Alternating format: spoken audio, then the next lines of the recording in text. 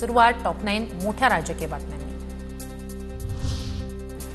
संजय राऊतांकडून हर्षवर्धन सपकाळांची काँग्रेस हायकमांडकडे तक्रार, सूत्रांची माहिती तर ही बातमी कुठून आली माहिती नाही, असं काही घडलेलं नाही, सपकाळांशी आमचे चांगले संबंध, संजय राऊतांची प्रतिक्रिया। निवडणूक आयोगाच्या भेटीसाठी पक्ष म्हणून काँग्रेसने उपस्थिती दाखवली, मनसेसोबत येण्याच्या अनुषंगाने शिष्टमंडळ नव्हतं, निवडणूक आयोगाच्या कारभारावर भेट होती, त्यामुळे आघाडी आणि युतीच्या चर्चा अनावश्यक, सपकाळांचं स्पष्टीकरण।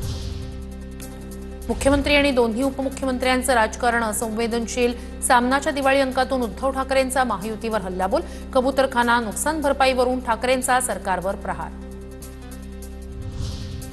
इज्जत गेली गावाची, मग आठवण आली भावाची, एकनाथ शिंदेंचा उद्धव ठाकरेंवर जोरदार निशाणा, ठाकरे बंधूंच्या एकत्र येण्यावर शिंदेंची टीका।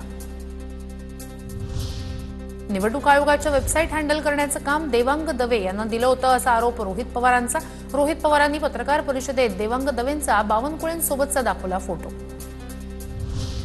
अचानक 1 महिन्यात मोठ्या प्रमाणात मतदार कसे वाढले, रोहित पवारांचं निवडणूक आयोगाला लेखी माहिती देण्याचं आवाहन, डोनाल्ड तात्या नावानं आधार कार्ड काढल्याचाही दावा। बुलढाण्यात 1 लाखाहून अधिक बोगस मतदार, निवडणूक आयोगाकडून बोगस नावं काढण्यास टाळाटाळ, सत्ताधारी आमदार संजय गायकवाड यांचा मोठा दावा।